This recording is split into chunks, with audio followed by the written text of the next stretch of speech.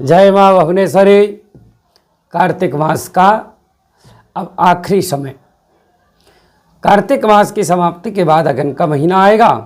लेकिन अब कार्तिक मास के जो 5 दिन हैं, वेदों में और शास्त्रों में इनका बड़ा ही महत्व बताया गया है। जिन भक्तगणों ने, जिन माता बहनों ने कार्तिक मास का स्नान नहीं कर पाए हैं या फिर कार्तिक मास का जो नियम है, उपाय है, वो नहीं कर पाए हैं, वो इन 5 दिनों में संपूर्ण फल की प्राप्ति कर सकते हैं। विषय है कि भीष्म पितामह ने धर्मराज युधिष्ठिर को इस राज के बारे में बताया कि धर्मराज युधिष्ठिर जब भीष्म पितामह के पास पहुँचे तब उन्होंने कहा कि देखिए, जो है गृहस्थ मनुष्य को, धर्मराज गृहस्थ मनुष्य को कार्तिक माह का स्नान और पुण्यदान अवश्य करना चाहिए। और जो व्यक्ति कार्तिक मास में स्नान दान पुण्य नहीं कर पाते हैं या जो पूरा 1 महीने उपवास नहीं रख सकते हैं या इस कार्तिक स्नान नहीं कर सकते हैं, ऐसे व्यक्ति को क्या करना चाहिए? उसको केवल आखिरी के 5 दिन कुछ नियम और कुछ उपाय करना चाहिए। बहुत सुंदर बात है।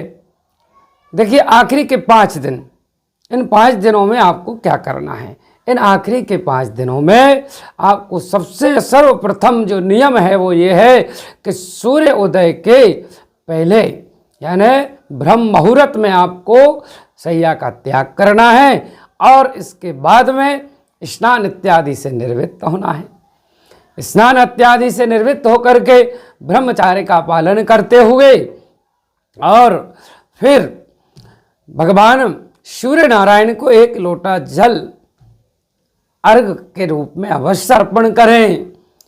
इसके अलावा इन 5 दिनों में रात्रि जागरण करें, व्रत करें और साथ ही दीपदान अवश्य करें। अगर आपके आसपास कोई नदी है, तालाब है और अगर कोई पुण्यदायी ऐसी नदी है जिसका महत्तम गंगा इत्यादि नदी अगर है, नर्मदा है, क्षिप्रा है, तो इसमें जाकर के स्नान करके दीपदान अवश्य करना चाहिए।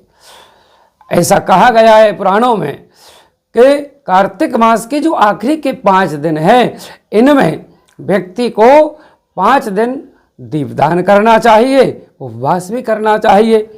अब आज के समय में आप सभी जानते हैं कि अगर हम उपवास न कर पाएँ किसी बीमारी के कारण या हमारे अंदर इतनी शक्ति नहीं है, तब क्या करें? तो उस समय में आपको सात्विक भोजन करना है 5 दिन तक। और भोजन के पहले पक्षियों को और गाय को चारा अवश्य डालें, पक्षियों को दाना डालें और किसी ज़रूरतमंद गरीब को भी भोजन करा दें, फिर स्वयं भोजन करें। तो निश्चित रूप से ये आखिरी के 5 दिन आपको बड़े ही पुण्यदायी होते हैं। इन दिनों में, इन 5 दिनों में आपको दीपदान भी करना है।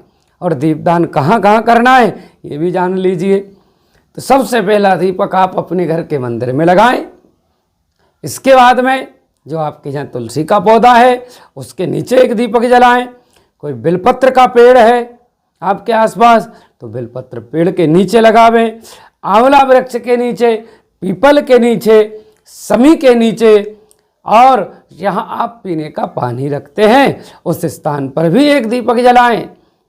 घर के मुख्य द्वार के दोनों साइड भी आपको दीपक लगाना है।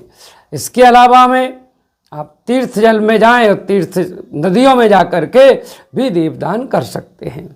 ऐसा करने से निश्चित रूप से आपके जीवन में सुख, शांति और समृद्धि आएगी। और जो आपने 1 महीने तक व्रत नहीं किया है, उस 1 महीने का व्रत इन 5 दिनों में करने से आपको पूर्ण फल की प्राप्ति हो जाएगी। जय माँ भुवनेश्वरी।